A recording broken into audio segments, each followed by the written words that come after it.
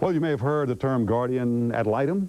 Maybe you haven't, but we're going to find out all about it today. There's a chance that maybe you can help an abused child, a neglected child. We have an attorney and the assistant director of the program, the Guardian Ad Litem program. This is Lisa Van Rolte. Yes, sir. And she's with us today. It's good to have you here. Wonderful. Why don't you explain what that is to start with, and then we'll carry on from there. Okay. Firstly, Guardian Ad Litem means guardian for litigation. Our guardians are volunteers who represent the best interests of children in abuse and neglect cases in family court. Now, don't speak attorneys. Okay. Let's keep They're it basically simple. folks from the community who get involved on cases.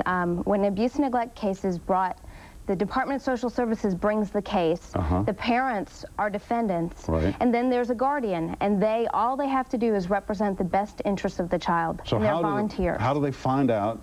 You know, do they go investigate? They go investigate. Firstly, they have an 18-hour training with our program. So people don't just go off and do this on their own. They have training, and they investigate. They go and talk to people. They get information. They give it to family court judges so they can make good decisions. So it's actually the child against the parents in this case, and the guardian is the person who speaks for the child. Exactly. Hopefully we try to reunify families. That is our mandate in South Carolina, when it is possible to reunify families.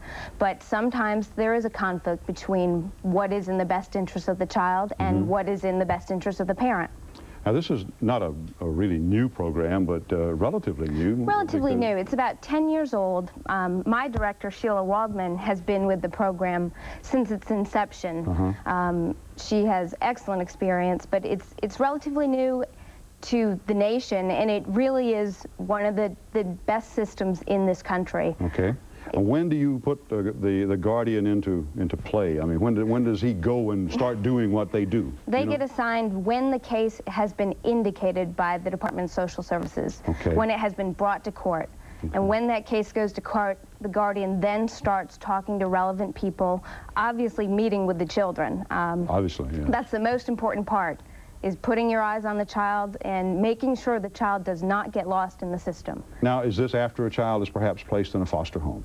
Sometimes. The majority of cases, the children are not removed. Okay. But the cases where children are put into foster care are extremely important.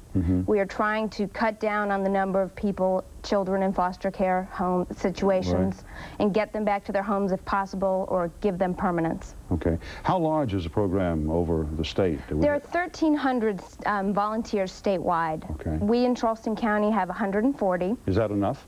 No, we need more. What is amazing, though, is those 140 volunteers serve 402 children. Wow. That's wonderful. We need more. To my volunteers that we have, thank you, thank you, thank you.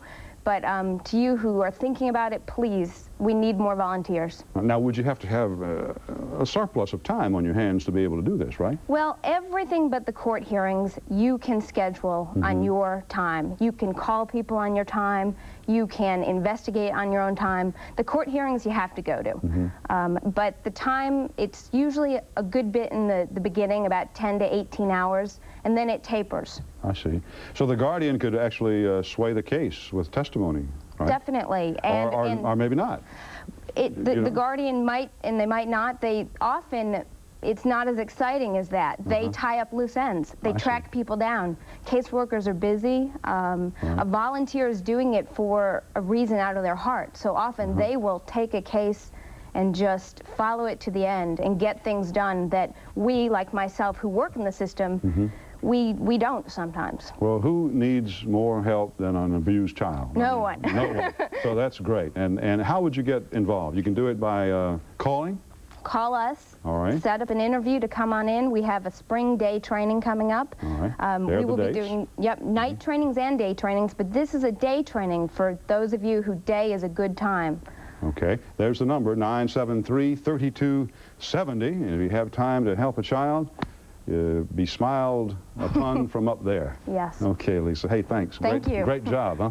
Okay, we're just about out of time here. Before we run, I want to tell you, coming up tomorrow, we'll find out how you can get involved in the School to Work program, and then it's never too early to be ready for hurricane.